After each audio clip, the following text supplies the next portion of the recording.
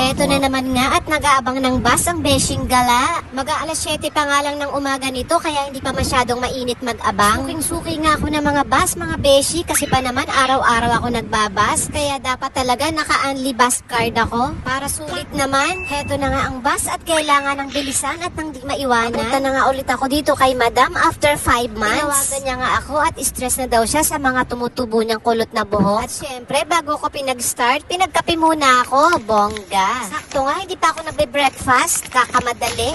Ang laki naman kasi ng pandesal, kaya ang hirap tanggalin sa supot, syuhada. Sinipat-sipat pa talaga ang pandesal. Maselan yarn, kaya naman ayan, hinugasan muna.